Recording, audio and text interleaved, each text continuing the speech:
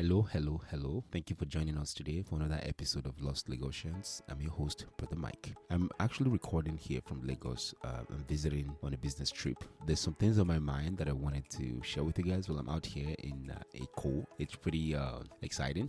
And I'm really looking forward to talking to you about these topics while I'm here. One of them being the situation with the roads in Lagos. So, again, if you're new to this podcast, thanks for tuning in. Lost Lagosians is a podcast where we'll cover topics facing Lagosians, Nigerians, and Africans in general that are living outside of Africa.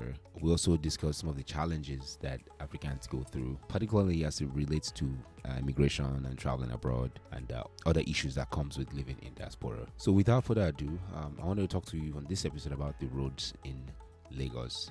Like, have you ever noticed how bad the roads are in Lagos?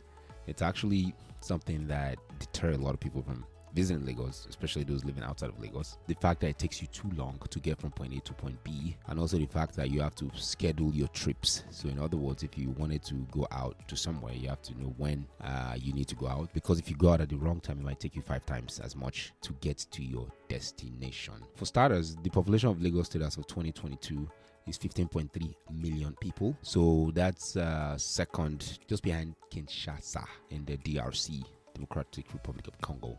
The third is Egypt with 10 million. That's Cairo, and Giza is also about 9 million. So if you look at the top 5, the fifth is in Dar es Salaam. That's in Tanzania, and that's just about 5.9 million people. So just again, going back to numbers for Lagos is about 15.3 million people, again, as of 2022. So if you compare that in terms of population, so approximately Lagos is twice the size of Ghana, and Lagos itself is bigger than places like Somalia, which is a country. It's bigger than Zimbabwe, it's bigger than Guinea, Rwanda, Benin, Tunisia, Burundi, Togo, Sierra Leone, Libya, Congo, even Liberia. Just Lagos is bigger than all those countries that I've mentioned. So it's quite a enormous city. Speaking in terms of Nigeria, Lagos is actually about 8% of the population of Nigeria. So some people say it's 10%. Of course, these numbers are they tend to move every year. But if you can imagine that 10% of the country is living in a city that is just 0.4% of the landmass of Nigeria. So Lagos is 0.4% of the landmass of Nigeria. Mind you, a third of Lagos is water. So if you were to do the math, about 0.3% of the landmass of Nigeria, which is Lagos, is harboring about 10% of the nation. So let me pause, because that's a lot of numbers that I'm throwing out. So, and just let that sink in.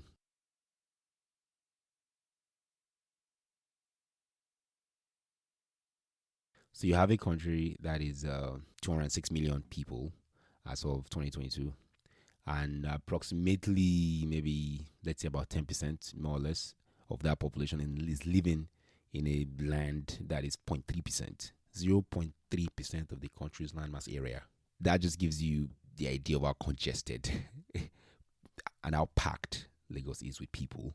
If we stretch that a little bit, based on statistics, for every kilometer in Lagos, there are about 222 cars. The average in Nigeria is 11 cars per kilometer.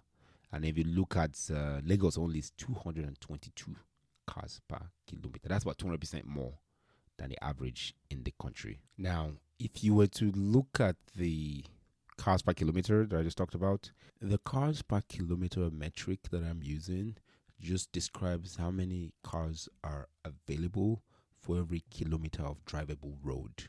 So for 1 kilometer of drivable road, this is the number of cars registered according to the Department of Transportation, the Lagos State Department of Transportation. So to get that, you divide the number of cars that are registered by the number of road networks available, and you total that, and that gives you the number of cars per kilometer. So in Lagos, there are 222 cars assigned for every kilometer.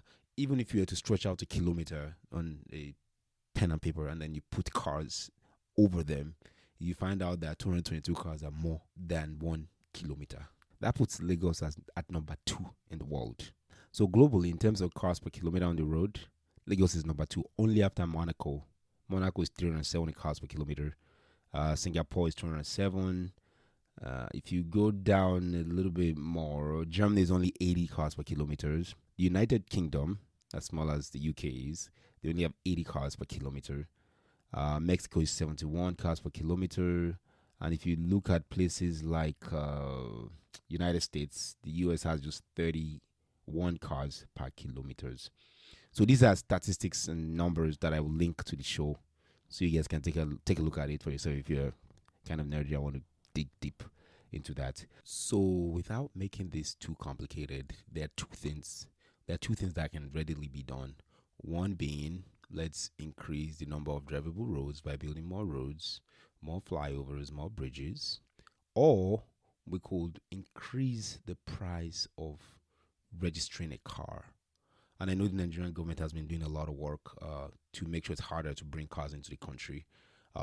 By making it harder for cars to get registered, we'll make it easier for people to be able to have better roads or better drivable roads or better driving experiences. So if you want to, by correlation, if you want to reduce traffic, reduce the number of cars on the road. And other parts of the world have done this by having car tax, for example. Alternatively, the government can invest in building more roads, which is what people have been clamoring for forever, because the idea of having a car helps with upward mobility economically and financially. So in a growing economy like Lagos's economy, it'd be ideal that people would definitely want to have more cars because it makes life better. It's part of the beauties of the 21st century in places like Lagos. While I'm not advocating for one or the other, I'm just reporting the facts that it probably would make sense, in my opinion, for the government to build more roads, because the politicians come in all the time and they promise us good roads, good roads, good roads, better roads, more roads. That would help with the issue at hand. But that's not the focus of the topic for today. What I just want to kind of express to this podcast is the frustration and the 3 hours it took us to get from Moitala Airport to Lekki.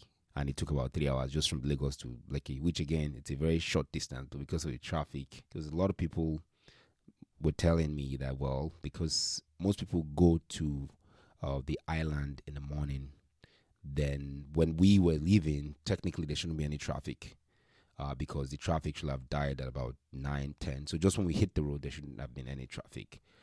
So pretty kind of frustrating to be driving in a city that has such a high car density. So very fascinating to see how small Lagos is, and the fact that there are just too many people in Lagos, and also there are too many cars in Lagos. So I did a bit of research, and I wanted to kind of share that with you guys. One of them is partly because of the bad roads. There are a lot of bad roads in Lagos. And if you know the climate very well, there are two seasons. There's the rainy season and the dry season. So the rainy season usually starts around April and it ends around October, November, which it rains a lot. So I've heard the governor of Lagos State once say that bitumen dissolves in water. Bitumen is like the compound they use to make the roads. And so if the government is saying that between April to November there's a lot of rain, what they're saying is that it makes it harder for them to build roads because it's always raining between April and October, November. So such bad roads make it very difficult to move around. Another thing is also the bad road networks. Like Lagos wasn't properly planned. It was just developing as people came in. So, and everybody in the country came down to Lagos. So there was no particular design up until very recently on the island.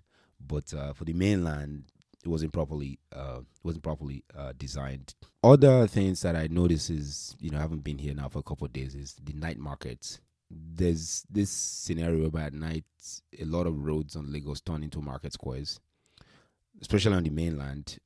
Some parts of the island, like Obalende, so people just wait for the night to transact. So you have people bringing out their tents, bringing out their sheds in the night. If you look at places like Oshodi or Balinde, which is on the island, look at the Keja area. I mean, practically those parts of the road network turns into market at night. Yanokwaja. And the idea is that they come out at night. Maybe they have day jobs, I don't know. But in the night, they come out again and they try to sell on the road. So a 3-lane road can easily become a 1-lane road if you are not aware of where you're going, because there are people selling on the road and there's nothing anybody can do about it. I know the government tried a couple of years ago in parts of Lagos to get rid of those hawkers, but again, there was a lot of kickback. But and resistance by the locals because that's their livelihood. There's also the pothole economy, and what that means is that people destroy the roads in certain parts of Nigeria so that cars can slow down and then they can see what they have to sell. So it's not uncommon, particularly traveling out of Lagos State, the Lagos-Ibadan Expressway, or going from Lagos to Benin City, for example, where you see the roads and potholes. Just the locals constantly go and destroy it because they have no source of selling. There's no market for them. Nobody will even come to their village to buy stuff because it's not a rest area, for example. So the only way they can do that is to hire the local area boys to go and break the roads. So even though the government is trying to put the new roads in, people are breaking the roads so they can continue to sell. So really, really fascinating to have that kind of mentality whereby the government is trying to move people forward, but people want to be able to sell their stuff, and the only way to sell their stuff is on the road to passengers traveling by. And the easiest way to accomplish that is to break the roads and destroy the roads. The other thing that came to my attention was when I was talking to a friend of mine who told me that if they'd fix the roads, then for urban sprawling areas or areas that are developing, the trucks and the contractors and everybody coming in would damage the road. So think about this, where you have an undeveloped area, a developing area, I'll just say outside of Lagos, so a rural area in Lagos, say parts of Ikorodu, for example, where you have kind of like a village setting, and the government will wait for the place to be fully developed before they bring the roads. And the rationale for that is that if they hadn't done that, then people will come in and they'll damage the road. So usually in the rest of the world, the roads go in first. Then after the road goes in, then development follows the road, because the road is an indication of there's progress coming into this area. Let's follow the federal government plan or the local government plan. But here it's kind of the reverse, because the argument is that if they've done the roads, then and ABCDEFG is building, ABCDEFG houses, the tractors that will come in and the heavy equipment and the machinery that will come in and the load of cement, those will damage the road. So why do we need to build the road if we can wait and have them use the battery? When the development is ready, then we can put the road in. So that's kind of a reverse psychology, a reverse way of thinking. But I'm just reporting based on talking to people and what they're kind of telling me about that. There's also the theory of waiting for the big man. The theory of waiting for the big man just means someday, if you're lucky, a big man moves next door, and because he's such a big man, he will fix the road for all of you. So that is something that is common in Lagos, whereby you bought your house, but you're praying to God Almighty that the big man shows up and fix the road for you. And those that are not waiting for the big man are waiting and hoping that they live next to a councillor or a government official who will approve their roads to be built, which in a lot of cases, when the big man comes in, he only builds up to his house. Literally, I've seen a lot of houses whereby there's a construction that stops at a particular point because that's where the big man's house ends. The other thing I also wanted to point out is that Lagos is below sea level. So doing an underground railway, an underground tunnel, or like the tube in London, or the subway in the USA, in New York City particularly, will be difficult because Lagos is already below sea level. So the way to do this will be something going above sea level. So by that I mean more bridges, or maybe better road networks. But it's pretty hard to do if you see how small the roads of Lagos are.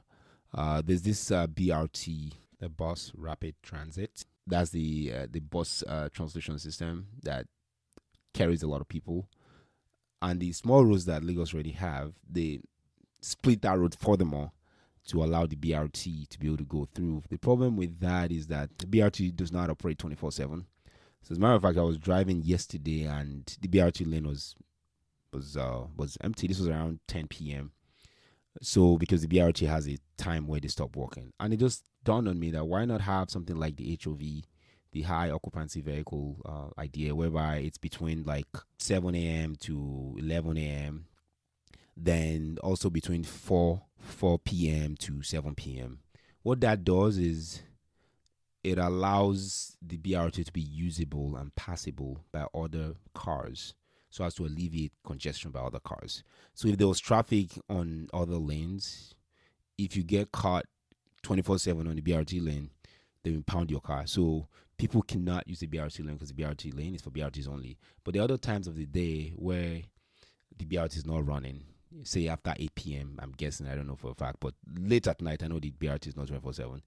Those can be, it's possible to allow other vehicles to use that, so they can have a timestamp on, okay, BRT, say, I don't know, from 7 a.m. to 7 p.m. That BRT lane is reserved for BRT, and after 7 p.m. up to 7 a.m. the next day, and also weekend hours, is it possible for other people to use that lane? But that's something they don't do, so God help you if you get in the BRT lane at all, ever. So that's also something of concern.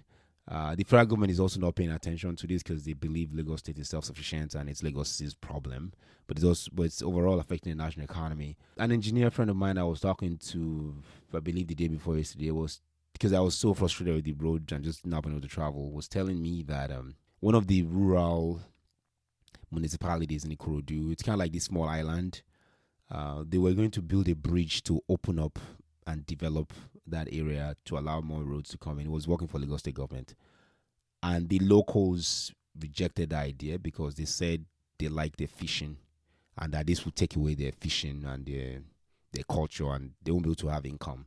Because right now, the only way through to that island is through the ferries, like the boats. So if you wanted to go, you get on a boat and there's like 4 people or 6 max, that can get on the boat. And there's someone who's from the local who's paying taxes to the Oba or whoever. So if they brought a bridge, their thought process was, this is not going to make sense. This would kill all our fishermen. This would kill the young kids doing the ferry.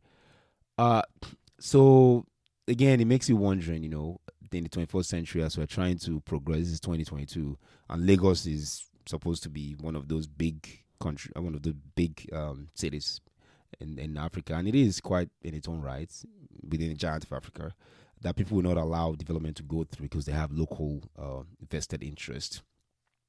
Another thing I think they could look into is the odd and even car management. I've been to Shenzhen where they do that. So it'd be something like the last number of your car. If it's odd, it's going to be allowed to be out on Monday, Wednesday, Friday. If it's even, it's going to be allowed to be out every day of the week. So that can kind of limit and curb the number of cars. In the UK, we're all familiar with their taxes and how hard it is to even own a car, and how expensive it is to own a car, I should say. So, but here, like, nobody cares. You just drive, and the roads are limited. So you driving from point A to point B, it takes 3 hours to go anywhere, and you can't really move until you have to move with time. It's really, really something to experience if you haven't already. That's beside the nonchalant attitude of the last man, those guys who control the roads, who help control the roads. So by that I mean, in the evening there are different class of police officers or Lagos State transportation officers that come out, and they just want to make a quick buck.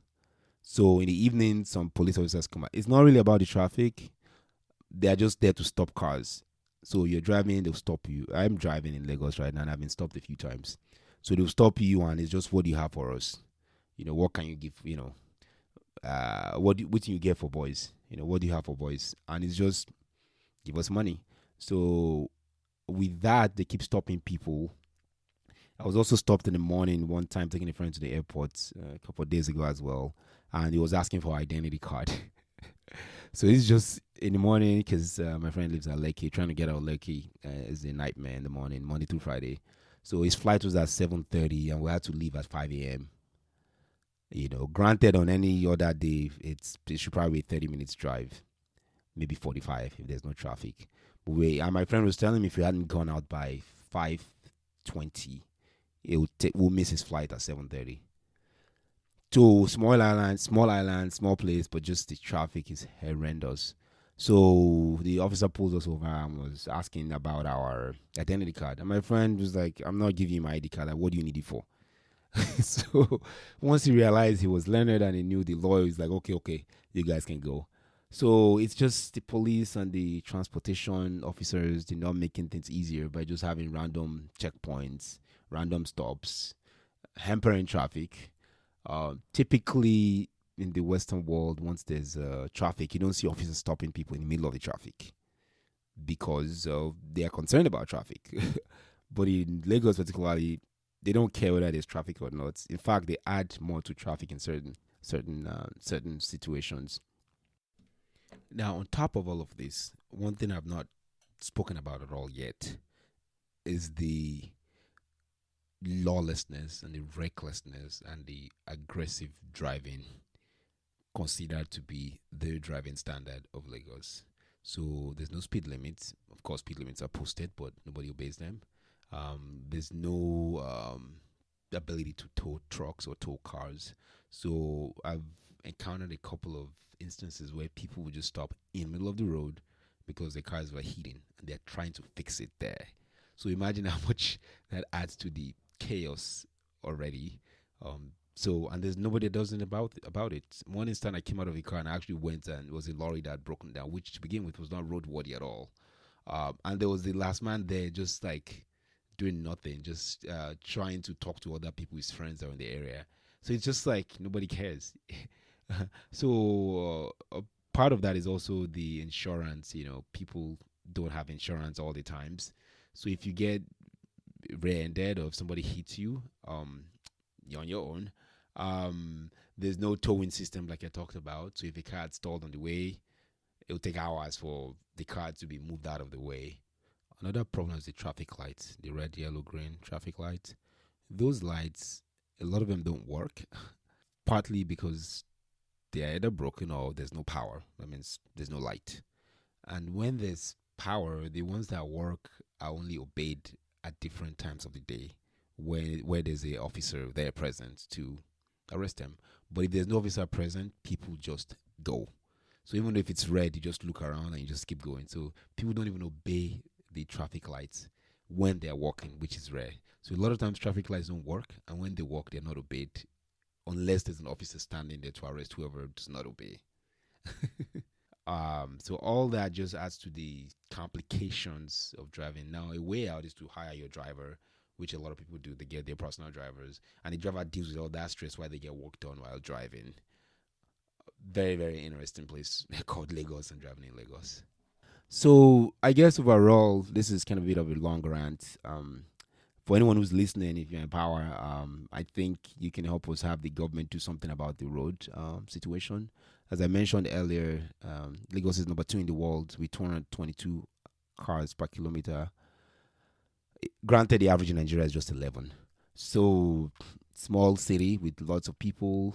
Another thing I was talking to someone about was, what if the federal government incentivized relocation to other parts of the country, whereby other parts of Lagos, like Ekpe, or just Ogun State, just nearby, whereby the government can give like cheaper housing to people. People will move if they're incentivized.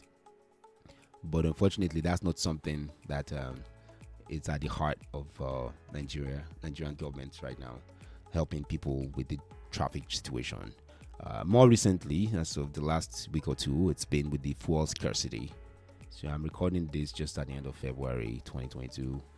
There's a fuel shortage and there's just no fuel. So I've had to buy fuel at the black market a few times because with the long lines, that actually makes traffic longer. That makes traffic worse because the 2 lanes that you already have, one of the 2 lanes is taken by people in queue for petrol at the petrol station. And this is something that takes all day. Some people wake up at 5 in the morning, spend the whole day till 10 p.m. trying to buy petrol in a nation that has abundance of petrol. So what that ultimately does is that the roads become more congested because people are fighting, trying to, get into the filling station. And then there's a long traffic in queue taking half of the road. So it just becomes like a total nightmare. Other ways of achieving this will be rationing based on like I talked about, the license plates. And why is there even a shortage of petrol in Nigeria? Like, it makes no sense at all. So, thank you for listening. This is not usually what this podcast is about. Occasionally we have one-off episodes like this, but I happen to be in Nigeria and I just wanted to use this avenue to kind of share this with those of you that are listening. If you know someone is in power, please share with them. Please, if you're not already subscribed, Subscribe to our podcast wherever you get a podcast. Follow us on YouTube, Twitter at Lost Lagosians, Instagram, and Facebook. Thank you for listening, and we'll catch you on the next one. Ekoni Baje.